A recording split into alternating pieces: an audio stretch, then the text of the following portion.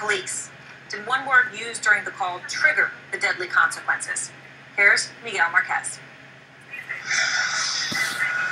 Police say when they responded to the burglary, they were on full alert. The alleged victim, Oscar Carrillo, who called 911, told the dispatcher two men who stole his backpack and computer were carrying guns. Did they have any weapons? Yeah, they have a gun. Minutes later... Do you remember anything about the gun? You both have a gun, man. They both. They want to run away from here. Two officers, only a few years each on the Pasadena police force, responded. No lights, no sirens. Police cars in Pasadena are configured to automatically record events when lights and sirens go on. It appears there is no recorded version of what transpired. Police say 19-year-old Kendrick McDade ran away from the police car, his hand on his waist. For a block and a half, the police car chased McDade until Officer Matthew Griffin caught up with him. They were just feet apart, police say. Kendrick McDade then turned toward the officer still in his patrol car. With seconds to react, the officer from the driver's seat fired. Pasadena police officers responded to that scene believing that an armed robbery had just occurred. The shooting of Mr. McDade is absolutely tragic. McDade was shot at and hit multiple times by both Officer Griffin and backup officer Jeffrey Newland. McDade was carrying no gun and had no stolen items on him. His 17-year-old alleged accomplice was charged with grand theft.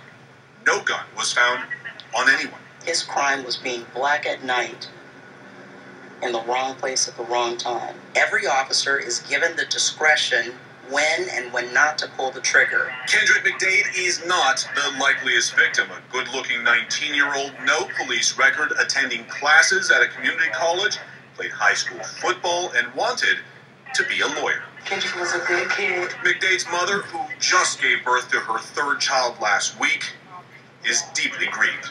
This has been a very traumatic time for me. I really don't have that much to say. I just know that I want justice. Arrested in connection with the shooting, 26-year-old Oscar Carrillo, the burglary victim. Arrested because police say he lied throughout his 911 call about McDade and other suspects having guns. He was arrested on suspicion of involuntary manslaughter. The L.A. County District Attorney hasn't decided yet if he'll formally charge Carrillo. Officers Griffin and Newland have been listed as victims on the initial police report. They are currently on paid time off.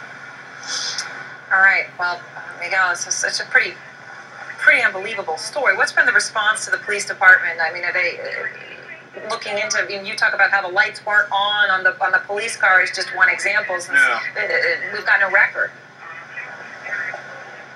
Yeah, the police here have been very aggressive in getting out in front of this and releasing as much information as possible, Aaron. They held that press conference last Wednesday.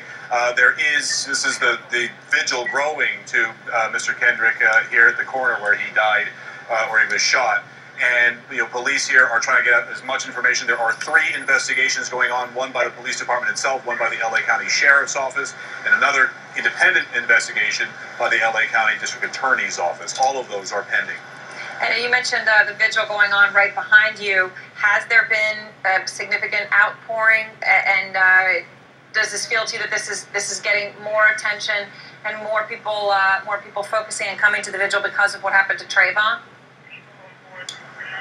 Yeah, there is a very quick Trayvon Martin connection to be made here, and people are making that certainly in town. At the moment, it appears that most people in the area and across Los Angeles are holding their breath to see what the police come up with. They are interested in seeing the full police report.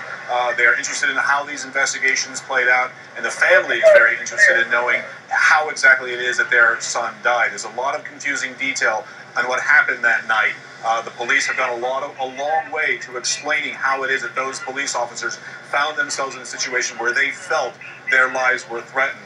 At the moment, that connection to Trayvon isn't as great, perhaps, as some are trying to make it in the community, but the police are holding another community meeting tomorrow morning in order to answer questions and try to stay out in front of this one, Aaron. All right, Miguel, thank you very much. Certainly sounds like the police have learned transparency can go a long way. Well, new details.